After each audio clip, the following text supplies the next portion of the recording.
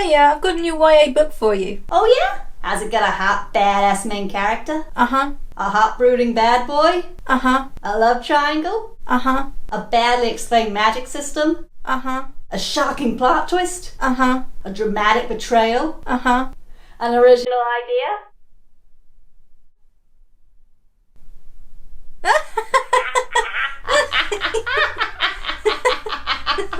No.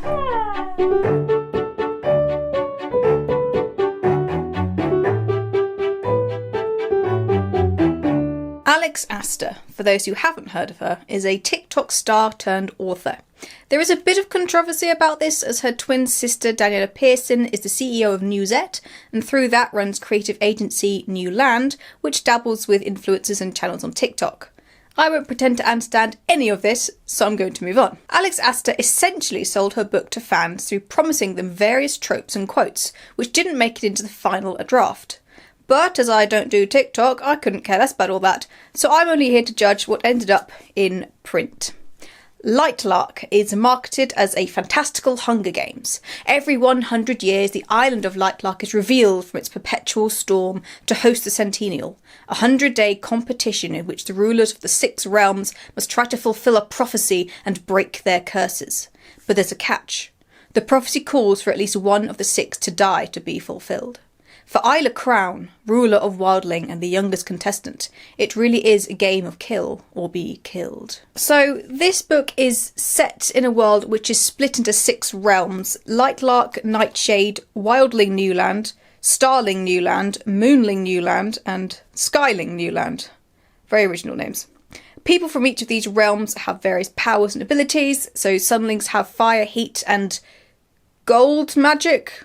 Skylings have air magic, Nightshade have shadow and invisibility magic, Moonlings have water magic, Starlings have metal magic, and Wildlings have plant magic, earth magic, rock magic, animal magic, singing magic, and seduction magic.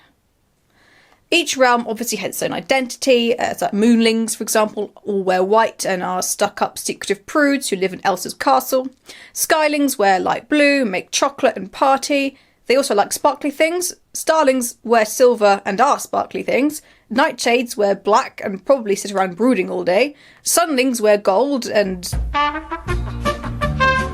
Wildlings wear all the colours, and their favourite pastimes are being beautiful and seducing men. The realms also all suffer from a curse rife with irony. So Sunlings, whose powers come from the sun, can only go out at night. Moonlings, meanwhile, whose power comes from the moon, can't go out during a full moon because they'll drown.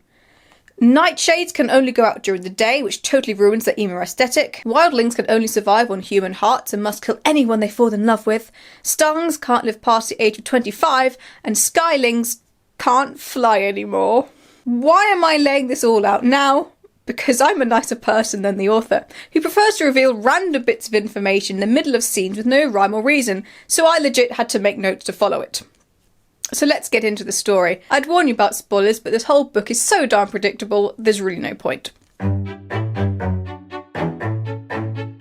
The idea was sound, and the climax of the book was actually okay. And I liked the idea of Lightlark being more like an archipelago with lots of bridges between islands. I didn't realise Lightlark was made of islands until the book started talking about Moon Isle and Star Isle and whatnot. But I like bridges, so... Firstly, this has horrendous writing. There is an attempt at poetic language and imagery, but unfortunately, badly structured sentences and confused similes obscured its meaning and dampened any impact. It's also very cluttered, which makes it quite difficult to understand at times. The way passages are put together is also very strange and confusing. The subject or focus will suddenly change partway through a paragraph, but this change isn't properly reflected by the wording. For example, Isla's manicured nails dug into her palm, watching her friend enter the arena. The Moonling wore a serpentine grin. The Moonling isn't her friend, she's her enemy, but the way this has been constructed implies that the Moonling is the friend she's thinking about.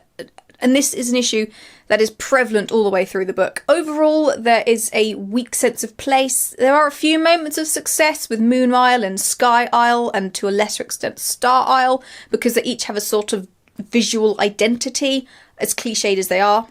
Everywhere else, however, is described with broad, sweeping statements, but no specific details to latch onto. As that one writer, whose name I can't remember, once said, "Don't describe the moon, describe the moonlight gleaming on a broken bottle in the street," or something to that effect. I can't remember the actual quote. The characters are very dull.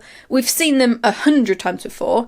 Isla, and I refuse to call her Isla, because that's a stupid name, is the strong female lead. She's beautiful, she's fierce, she can fight, she's so good she can beat up two 500-year-old powerhouses who both have long histories of leading armies despite being about 18 herself. She wears tight, low-cut dresses that cling to her perfect body like wet fabric, but she's so pure and innocent and doesn't even like wearing them, but she has to because of her guardian's plan that she never had any intent in following, so why is she wearing these clothes again? There's Grim. No, not that Grim. The Nightshade ruler, of course, who is a dark, brooding emo, but Isla can see through this and unlock his kind, selfless soul through the power of love. Oro, the Sunling ruler, is the same as Grim, but with a light mode aesthetic. Celeste, Starling, is the best friend who exists only to remind Isla of the plot. Cleo, of Moonling, is the evil one who doesn't like Isla for reasons. And finally, Azul, the token black and token gay character, rolled into one handy package and portrayed here by Sir barely appearing in this book. The plot. Oh dear. The plot should have been Isla trying to figure out how to break the curse and win whilst avoiding being murked by the other rulers. Instead, she looks around for some relic called a bond breaker because Celeste told her to, even though no one else has heard of it, and if there was a relic that could break the curse, and don't you think they would have found it by now? This is the 5th or 6th centennial. They've had ages to find it. Not that Isla stops to think about this for 5 seconds, because she's too busy describing her outfits in excruciating detail. I don't know why. They're all the same dress, just in different colours. This is probably why wildlings are allowed to wear more than one colour to save Aster from having to think up a different dress. Or, heaven forbid, just not describe every article of clothing in her wardrobe. I can't believe I'm having to do this again, but it kind of reminds me of something. On the night of the concert, I put on my black lace-up boots with high heels. Underneath them were ripped red fishnets. Then I put on a black leather mini-dress with all this corset stuff on the back and front. I put on matching fishnet on my arms. I straightened my hair and made it look all spiky. I painted my nails black and put on tons of black eyeliner. Then I put on some black lipstick. I didn't put on foundation because I was pale anyway. I drank some human blood so I was ready to go to the concert. I went outside. Draco was waiting there in front of his flying car. He was wearing a Simple Plan t-shirt. They would play at the show too. Baggy black skater pants, black nail polish and a little eyeliner. A lot of cool boys wear it, okay? There is a good premise and idea lurking in this train wreck of a book, but Alex Aster isn't a competent enough author to excavate it. There are also several plot holes, but we'll touch on those later on. The stakes are so low there is barely any tension, which is mad because this book is meant to be a deadly 100-day competition. But apparently by deadly 100-day competition, it means 100 days of Isla wearing fancy dresses, attending balls and having no chemistry with either love interest, whilst occasionally remembering there's a deadly competition in the background. It's not even that deadly, because no one's allowed to do any murdering until day 50. The exposition and world building is pants. Throughout we get paragraphs of random details in the middle of scenes, completely upsetting the flow and pacing, which feel sort of thrown in as if Alex suddenly just thought of it, but then didn't bother going back afterwards to try and weave it in properly. This is why I had to have a running list of powers and curses and that, because how sporadically Aster remembered to mention these things. You might be thinking, well, perhaps she was just trying to layer them in organically, when Isla would believably reveal them. After all, there is an attempt to thread some of it into the dialogue at first. You would be wrong, however. Firstly, they are not organically layered in, but randomly dropped. And secondly, the prophecy, which is at the heart of the plot, the thing that tells them how to break the curse in suitably vague terms, this super important detail that informs the whole death part of the competition, isn't given to the reader until a page 152. No, the world building is also very weak and doesn't really hold together. The distribution of curses and powers feels unbalanced. The way the magic works isn't really explained. It's just not very good. The twist at the end is painfully predictable. but the explanation felt like a little bit of a rug pull. This is because of the aforementioned lack of exposition and world detailing. It centres around the events of the night the curses were first cast, but we only really hear bits and bobs about it here and there, fragments with too many pieces missing for a satisfying reveal. Instead, we were left thinking, how on earth was I meant to put that together with all these gaps? We don't get told most of the information until it's being put together. Instead of a murder mystery ending with the detective revealing the final puzzle piece that makes everything else make sense, the detective was hiding most of the pieces up his sleeves and boasting of his intelligence whilst everyone else scratched their heads at the small amount they could see. It's not a good way of doing it. And now for the random list of things that annoyed me. Why are sunlings and starlings so different? The sun is a star. Shouldn't they be the same? Isla is great at singing because wildling. But shouldn't singing be a moonling trait instead? She links it to sirens, but sirens are often associated with the ocean, not the forest. How come wildlings also have gemstone powers and animal powers as well as flower power? It's a bit OP. The other realms only have one proper power type and possibly a flare. What is a flare anyway? If someone falls in love with you, you can use that connection to access their powers. I don't have a question, it's just stupid. Isla and Celeste plan to use the Bond Breaker, an ancient relic, to break their curses. Celeste says it's hidden in one of the secret libraries in Lightlark, so Isla has to don various disguises to sneak in. Why? In the Skyling Palace, she sees both Cleo and Grim walking around without disguises. Isla has a magic star stick, which can teleport her anywhere. Why didn't she use that to teleport into the libraries instead of sneaking in and nearly dying? For someone who bested 2 uber-skilled generals in sword fighting and has been trained not to react to pain, Isla's really clumsy. She legit falls off a balcony and nearly dies because someone startled her by clapping. Why are there so many descriptions of clothes? A sculpted breastplate? No, the prophecy begins with only joined can the curses be undone. But no one ever thinks of, working together. They pair up, sure, but surely instead of putting on this fashion show masquerading as a death game, they should all just sit down and try and work it out logically. The 2 of them were there when the curses were cast. You think they'd have some insight? There's an abbey on Lightlark.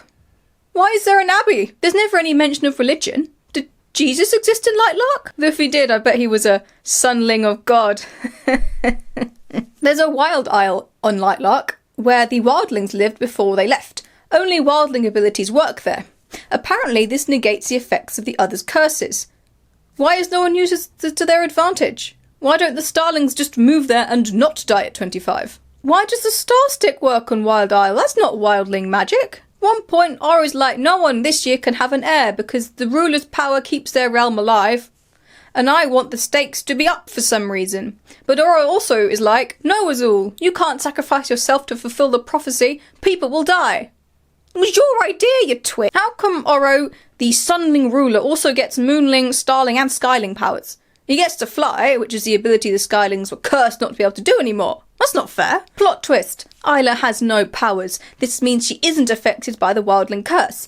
But surely by that logic, Oro with his 4 magics should suffer from all 4 curses. Plot twist! Isla does have power, both Wildling and Nightshade, but the Nightshade abilities masked her Wildling ones, and no one bothered to tell her, even though her realm is legit slowly dying due to her not having any power. How come she gets 2 powers anyway? The book explicitly says that children of 2 realms can only have one of the powers, but she gets both. If Isla is 18 or so, why are her 2 love interests both over 500? That's creepy. Isla's blood is supposed to turn into flowers because she's a wildling. But no one ever notices that she doesn't bleed flowers. There are bras and crop tops in this world. For some reason, it just doesn't gel with the fancy schmancy long gowns and spiky armour they wear every day. I'm not sure what I enjoy more. Seeing the way you grip a sword, or the way your dress grips you. The sun had fallen. It was just a yoki thing. I don't need to explain those quotes, it's too stupid. If I was in this world, I'd like to be a starling, because I would already be dead.